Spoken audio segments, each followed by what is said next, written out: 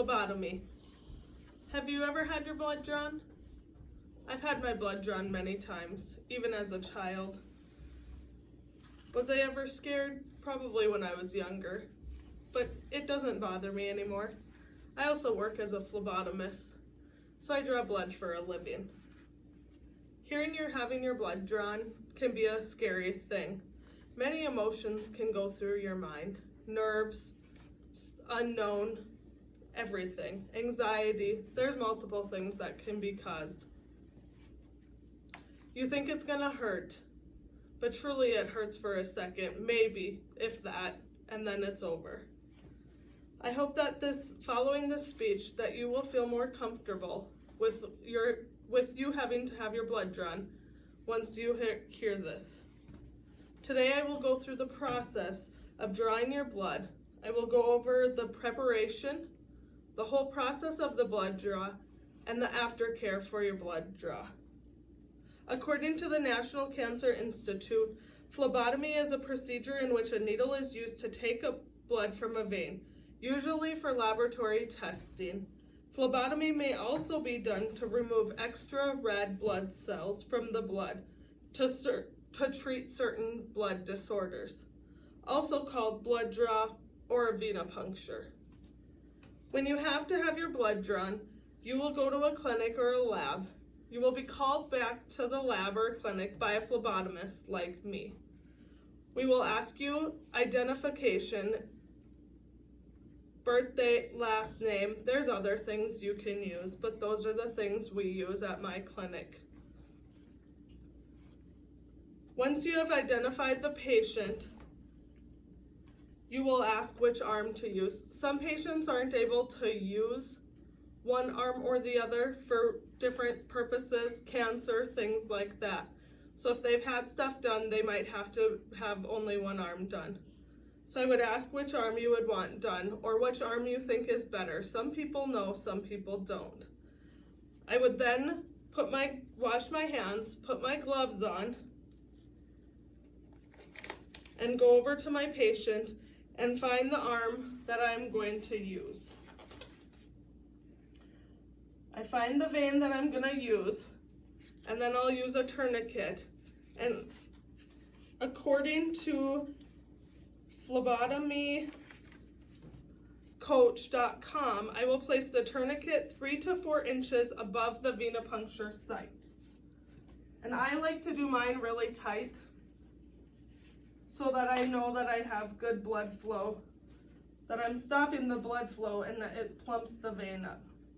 So I've now felt my vein and found which vein I want to use. I will take my alcohol swab, I will open it up, and I will start in the center of where I'm going to draw and clean it in a circular motion, never going over the same space. I like to also put alcohol on my finger that I touch so that I can make sure that I'm clean also. There are many different things you can draw with. A needle and a syringe. You can use a needle and a vacutainer, which actually puts the tube right onto the needle, and that has a vacuum in it and it sucks the blood right out.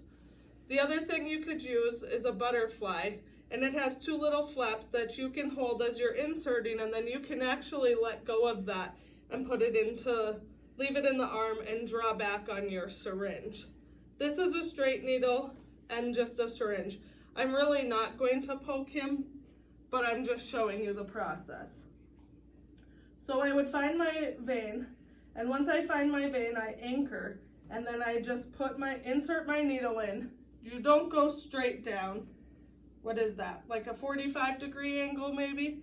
You go into the arm, and then once I see the flash of blood in here, I would just pull back on my syringe. You don't pull back too hard or too slow because you can hemolyze the blood or clot the blood. So once I'm done drawing, then I would take the syringe and pull my needle out. I would also take my tourniquet off, and before I would pull my needle all the way out, I would have gauze and I would put it on the arm. Once I have it on the arm, I would hold pressure on it for a minute or two, and then once I'm done, I would take a Band-Aid or a wrap if they would like Coban on it instead. And I would fold up my gauze pad and place the Band-Aid over it. There are many different tests you can do on blood. But once I had everything done, I would put my blood that I drew into different tubes.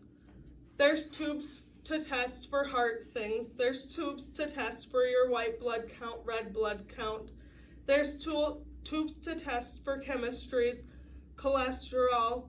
There's tubes for multiple different things. Thyroid issues, PSAs for prostate. You can test with blood for pretty much anything. Today I went over the preparation, the drawing, and the bandaging of a blood draw.